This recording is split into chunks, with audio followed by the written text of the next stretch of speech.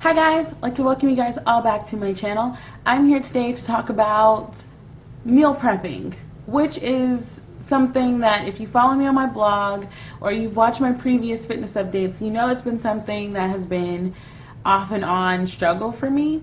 But I'm here to share with you guys some tips that I've been learning about meal prepping that have helped me stay on track, the things that you'll need, and all that stuff. So I guess the first thing is, what is meal prepping? Okay, so meal prepping is something, it's set up to where you plan all of your meals ahead of time. You know how many calories you're going to be intaking per day, you have your snacks and everything already lined up, ready to go, so that it saves, it keeps you on track and you don't have to worry about your food intake for the week.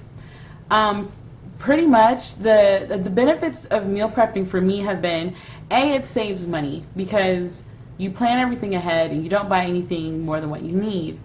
B, it saves time because in the mornings you don't have to worry about, oh my gosh, do I have something to eat for lunch or for breakfast?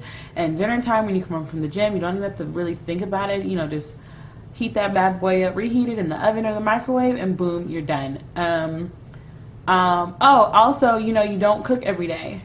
So that's less dishes you have to wash, which apparently is less, which is less, utility bills. So in reality, there is no real bad side to meal prepping. For me, the only thing with meal prepping is I've just been trying to try new things and trying to stay within my FitnessPal requirements or whatever. So that's the only thing for me. But let me think. The things you need for meal prepping. Yeah.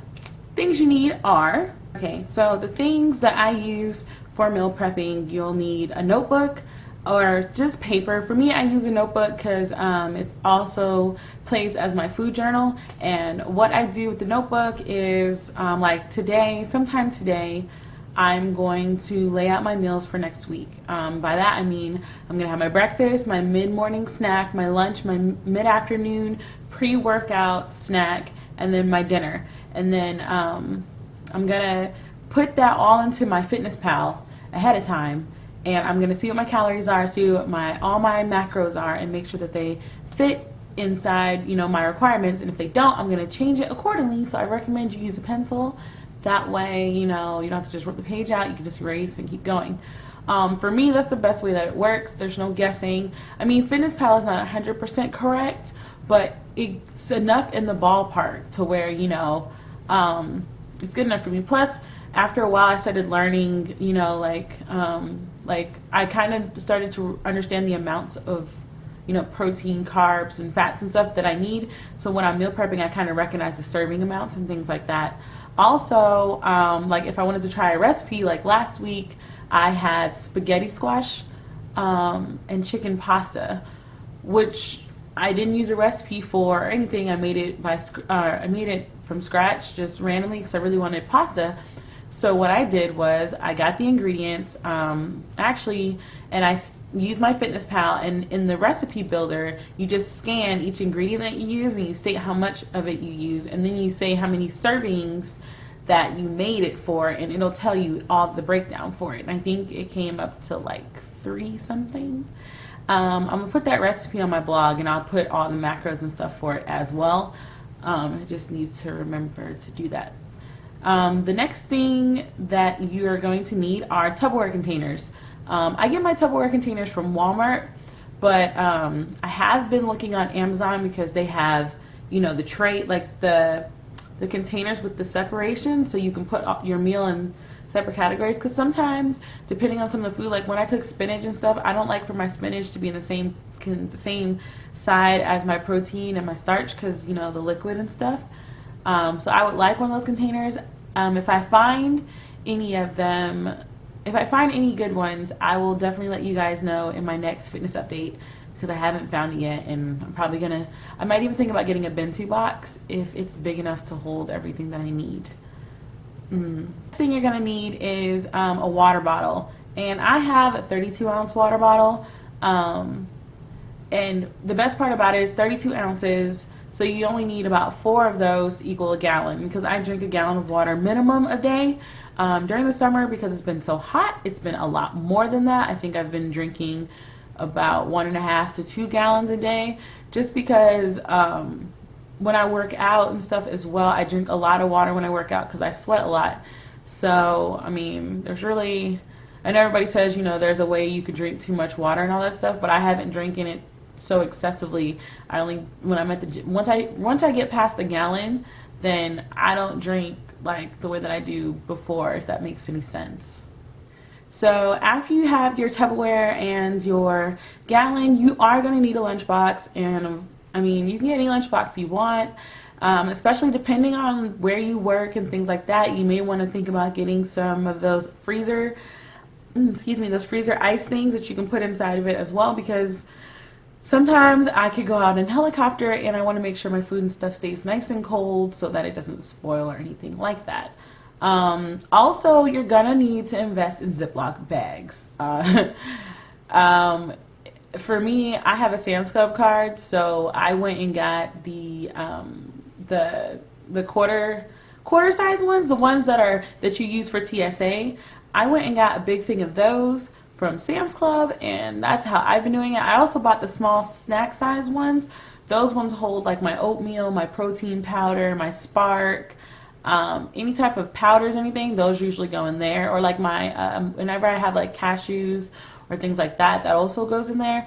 And then I also have the gallon freezer bag ones as well, because I buy a lot of my meat and stuff in bulk, like from Sam's Club, so it'll last me for like 2 or 3 weeks, and I kind of separate them out by the week. So I know how much chicken I want to eat for that week, so I'll put that out and put it in a separate bag. So I just pull that bag out on Sunday morning and let that thing defrost, and then, you know, it's less measuring and it saves time. It's great for organization.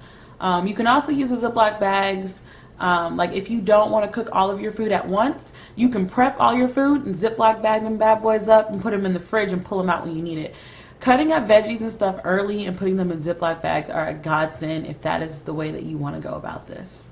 Okay, so that's your water bottle, your Ziploc bags, your lunchbox, your Tupperware containers, your journal to log it all in, and so now I'm just going to tell you some things I learned. Do not cook just because you know it's healthy for you doesn't mean you should cook it, because 9 times out of 10, if you don't like it, you're not going to eat it, and that's just wasting food and time and money, and that is not the purpose of meal prepping.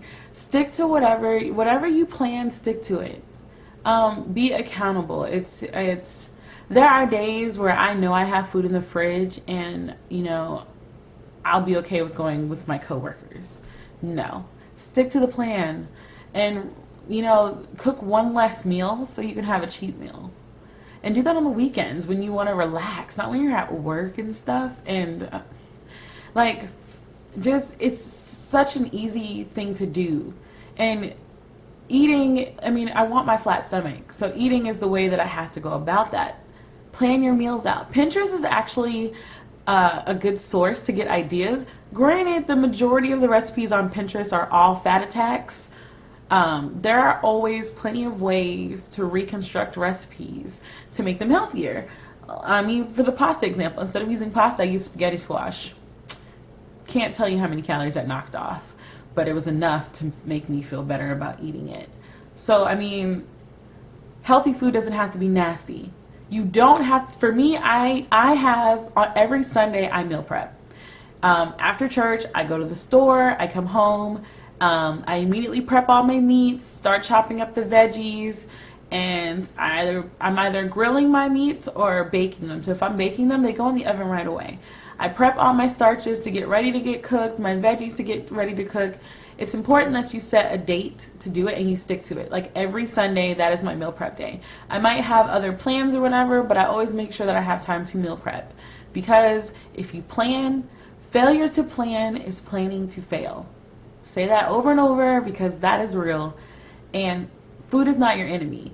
So those two things right there, you gotta know, you gotta stick to it. Stick to it for about a month. You'll start noticing differences just by changing your diet. And then if you start adding workouts, it's a great feeling when you look in the mirror and you start checking yourself out, not on the scale, but in the mirror. I mean, I'm telling you, it's a great, great feeling.